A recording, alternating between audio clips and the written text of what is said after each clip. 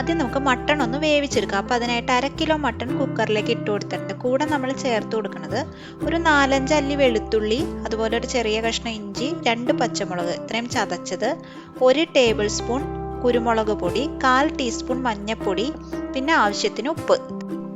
ആദ്യം എല്ലാം കൂടി നന്നായിട്ട് മട്ടണിൽ ഒന്ന് പുരട്ടി കൊടുക്കാം. അതിനുശേഷം നമ്മൾ വെള്ളം ഒഴിച്ച് വേവിക്കാൻ വെക്കാം. അപ്പോൾ വെള്ളം ചേർക്കണത് വളരെ കുറവ് വെള്ളം മാത്രമേ ചേർക്കുള്ളൂ. ഞാനിവിടെ ഒരു ഗ്ലാസ് വെള്ളം, ആ മട്ടൺ ഒന്ന് പാകത്തിന് മുങ്ങിക്കിടക്കാൻ മാത്രം വെള്ളം നമ്മൾ ഒഴിച്ചാൽ മതി. ഇപ്പോൾ അത് റോസ്റ്റ് ആയതുകൊണ്ട് ഒരുപാട് വെള്ളമായി കഴിഞ്ഞാൽ മട്ടൻ്റെ ഉള്ളിൽ നിന്ന് വെള്ളം ഇറങ്ങും വേവുമ്പോൾ. അപ്പോൾ പിന്നെ നമ്മളത് വറ്റിച്ചെടുക്കാൻ വേണ്ടി കുറേ നേരം അടുപ്പത്ത് ഇടേണ്ടതായിട്ട് വരും. കുക്കർ അടച്ചൊരു 6 വിസിൽ ഞാനിവിടെ കേൾപ്പിച്ചിട്ടുണ്ട്. 6 വിസിലിൽ മട്ടൺ വെന്തു. അധികം മൂക്കാത്ത മട്ടൺ ആയതുകൊണ്ടാണത്. അപ്പോൾ ഓരോ മട്ടൻ്റെ വേവ് അനുസരിച്ച് അത് വ്യത്യാസം വരും. ഇനി നമുക്ക് മസാല റെഡിയാക്കാം. അപ്പോൾ അതിനായിട്ട് ചീനച്ചട്ടി അടുപ്പത്ത് വെച്ച് ഒരു 2 ടേബിൾ സ്പൂൺ വെളിച്ചെണ്ണ ഒഴിച്ചു കൊടുത്തിട്ടുണ്ട്. അതിലേക്ക് ഇഞ്ചി വെളുത്തുള്ളി പേസ്റ്റ് 1 ടേബിൾ സ്പൂൺ ഇട്ട് കൊടുത്തു. ഇനി ഇതൊന്ന് മൂത്ത് വരുന്ന സമയത്ത് ഞാനിവിടെ ചെറിയ ഉള്ളി ചേർത്ത് കൊടുക്കുന്നുണ്ട്. ഒരു 100 ഗ്രാം ചെറിയ ഉള്ളി ചെറുതായിട്ട് അരിഞ്ഞത് ചേർത്ത് കൊടുത്തിട്ടുണ്ട്. നിങ്ങൾക്ക് വേണമെന്നുണ്ടെങ്കിൽ സവാള ചേർത്ത് കൊടുക്കാം കേട്ടോ. പക്ഷെ ചെറിയ ഉള്ളി ചേർക്കുമ്പോൾ ടേസ്റ്റ് കൂടും നമ്മുടെ മട്ടൺ റോസ്റ്റിന്. ഈ സമയത്ത് തന്നെ കുറച്ച് കറിവേപ്പില ചേർത്ത് കൊടുത്തിട്ടുണ്ട്. അതുപോലെ ഒരു മീഡിയം സൈസ് സവാള ചെറുതായിട്ട് അരിഞ്ഞതും കൂടി ചേർത്ത് കൊടുത്തിട്ടുണ്ട്. വേണമെന്നുണ്ടെങ്കിൽ മുഴുവൻ നമുക്ക് സവാള മാത്രം ചേർക്കാം, അല്ലെങ്കിൽ ചെറിയുള്ളി മാത്രം ചേർക്കാം. ഞാനിവിടെ രണ്ടും ചേർത്ത് കൊടുത്തിട്ടുണ്ട്. ഇനി ഇതിലേക്ക് ആവശ്യത്തിന് ഉപ്പും കൂടി ചേർത്ത് കൊടുക്കാം. അപ്പോൾ സവാള പെട്ടെന്ന് വഴണ്ട് കിട്ടും. എല്ലാം കൂടി നന്നായിട്ട് ഇളക്കി വഴറ്റിയെടുക്കാം.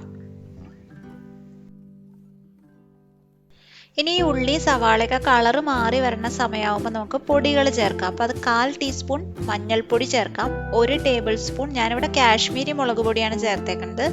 കൂടെ മട്ടൺ മസാല ഒരു 2 ടേബിൾ സ്പൂൺ ചേർക്കുന്നുണ്ട്, 1 ടേബിൾ സ്പൂൺ മല്ലിപ്പൊടി. ഇത്രയും പൊടികൾ ചേർത്ത് നന്നായിട്ട് ഇളക്കി കൊടുക്കാം.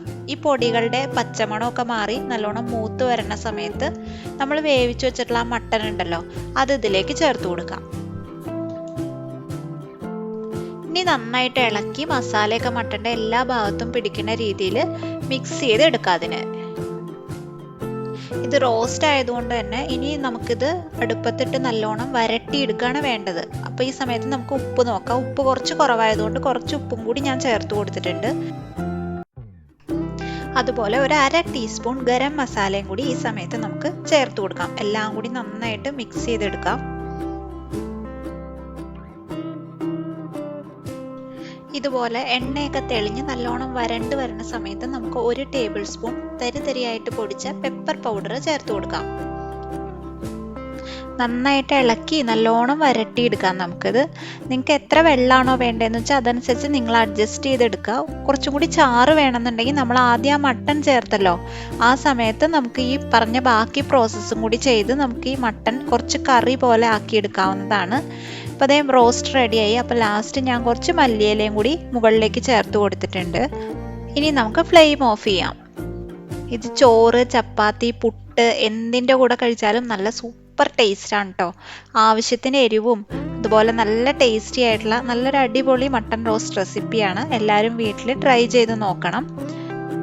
റെസിപ്പി ഇഷ്ടമായെന്നുണ്ടെങ്കിൽ നിങ്ങൾ ലൈക്ക് ചെയ്യുക, കമൻറ്റ് ചെയ്യുക, ഷെയർ ചെയ്യുക.